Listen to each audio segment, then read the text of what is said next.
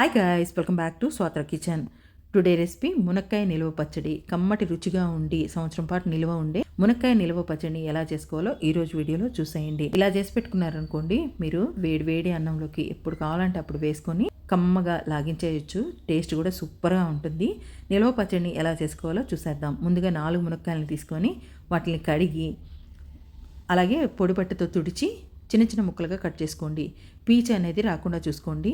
పీచు తీసేయడం వల్ల మునక్కాయలు మెత్తగా అయిపోతాయి. పీచు ఉంటే గట్టిగా ఉంటాయి. సో మునక్కాయలన్నింటినీ కట్ చేసుకొని ఒక ప్లేట్లోకి వేసుకొని ప్యాన్ గాలి కింద 20 నిమిషాలు ఉంచుకోండి. ఇప్పుడు ఒక ప్యాన్ని గ్యాస్ మీద పెట్టి అందులోకి 1 టేబుల్ స్పూను మెంతులు వేసుకొని 10 నిమిషాలు ఫ్రై చేసుకున్న తర్వాత 1 టేబుల్ స్పూను ఆవాలను కూడా వేసుకొని చిటపటం అనేదాకా ఫ్రై చేసుకొని ఒక ప్లేట్లోకి తీసి చల్లగా అయిపోయిన తర్వాత మిక్సీ చేసి పక్కన పెట్టుకోండి.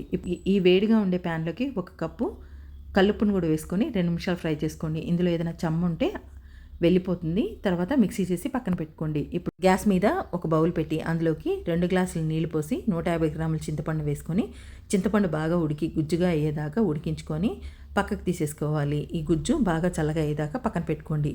ఇప్పుడు మరొక ప్యాన్ని గ్యాస్ మీద పెట్టి అందులోకి మునక్కాయ ఊరగాయకి సరిపడినంత ఆయిల్ని వేసుకొని ఆయిల్ వేడెక్కిన తర్వాత మునక్కాయ ముక్కలన్నింటిని వేసుకొని పచ్చివాసన పోయేదాకా ఫ్రై చేసుకున్న తర్వాత ఒక బౌల్లోకి తీసేసుకొని ఈ మునక్కాయలు చల్లగా అయ్యేదాకా పక్కన పెట్టుకోండి. ఇప్పుడు ఇదే ఆయిల్లోకి పోపు వేసుకుందాము.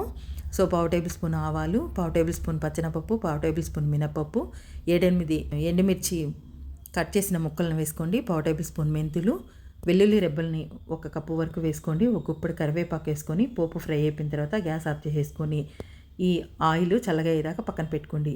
చల్లగా అయిపోయిన మునక్కాయ ముక్కల్లోకి మిక్సీ చేసిన కల్లుపుని 1 కప్పు వేసుకోండి. మిక్సీ చేసిన ఆవాలు మెంతుల పొడిని 2 టేబుల్ స్పూన్స్ వేసుకోవాలి. కూర కారం 1/2 కప్పు వేసుకోవాలి.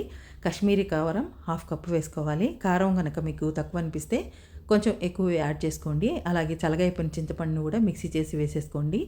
చల్లగా అయిపోయిన ఆయిల్ని కూడా వేసుకొని మునక్కాయలకి పట్టేదాకా ఒక 10-15 నిమిషాల పాటు బాగా మిక్స్ చేసుకోండి. ఇలా చక్కగా మునక్కాయలకి బాగా పట్టిన తర్వాత ఆయిల్ అనేది కనిపించడం లేదు కదా, సో మూత పెట్టేసి ఓవర్ నైట్ ఉంచేసేయండి. మార్నింగ్ లేసి చూద్దాం. చూసారు కదా, ఆయిల్ అనేది తేలిపోయింది. ఇప్పుడు కారం ఉప్పు ఏదైనా తక్కువ ఉంటే వేసేసుకొని కలిపేసి జాడీలో పెట్టేసుకొని 1 ఇయర్ పాటు నిల్వ చేసేసుకోవచ్చు. వేడివేడి అన్నంలో వేసుకొని తింటుంటే టేస్ట్ అయితే అదిరిపోతుంది. సో కమ్మటి టేస్టీగా ఉండే మునక్కాయ నిల్వ పచ్చడి అయితే రెడీ అయిపోయింది.